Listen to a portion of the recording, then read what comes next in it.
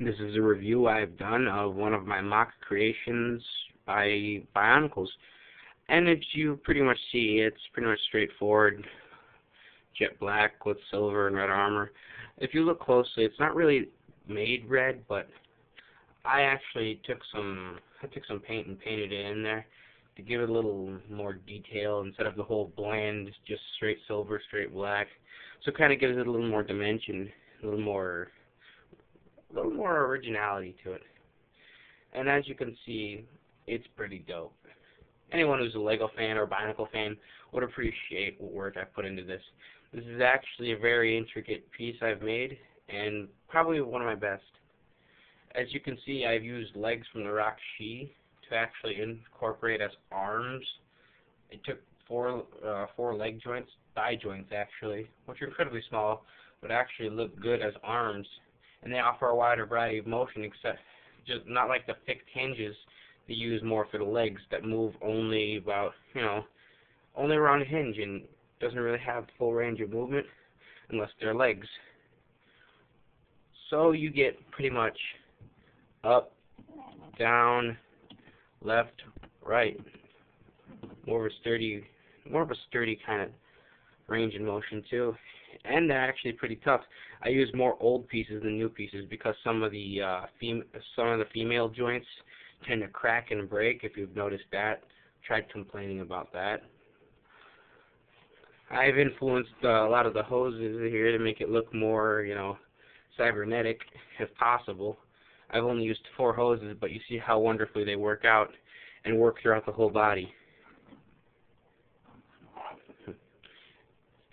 And I used 2 hoses that didn't even belong to Lego or Bionicle, and they fit right in there. You see those 2 hoses right there?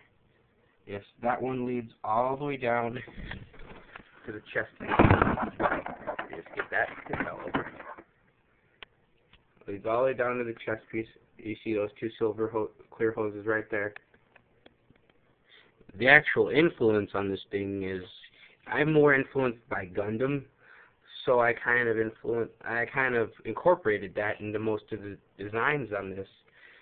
How you have the really massive shields and weapons, and kind of like these samurai kind of Hayabusa armor. It looks pretty good. Get a nice good view of that.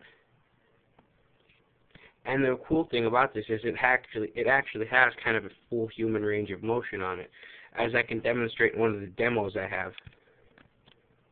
And this is one of the torsos I've created. This is the demo torso. It's a little sensitive, but as you can see, it's actually not really the pieces you'd use normally as a torso.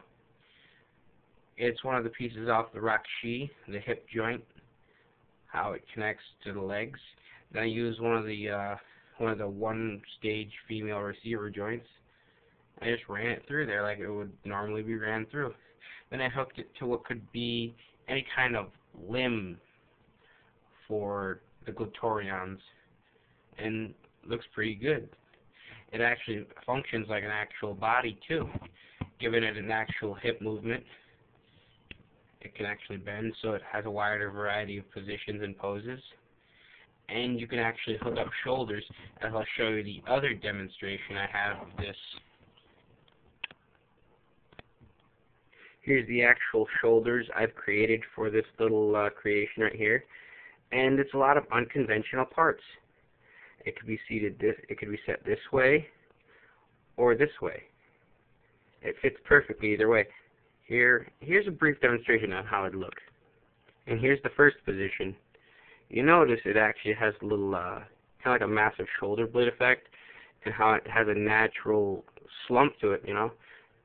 Like how pretty much a human would have a hunchback, and it would work just well. It gives it a little more dynamics to it, a little bit more dynamic to it. Well, that's a pretty good piece. Second position would be a little more like a slumping thing, kind of like, what a gunner would use if you make like if you make the guns for Bionicles or use little launchers they use for Bionicles. I prefer to use the spring action ones because they get more distance, It makes a little more variety in it. And you don't actually have to add that piece to it. I put there just to keep it stable, because if not, it would just jiggle out of control. Funny word, jiggle. Well, yeah, that's pretty much it. For me, posability is more key than anything else. And as you can see, it actually has a very great set of poses.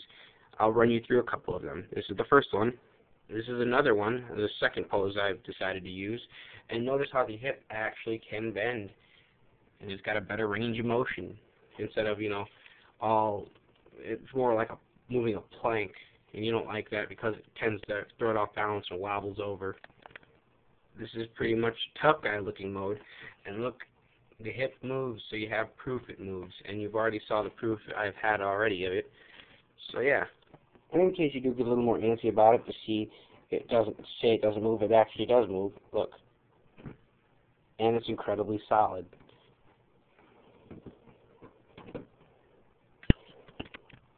So leave comments if you want to, and if you still want to leave comments that aren't relevant to this, go ahead anyways.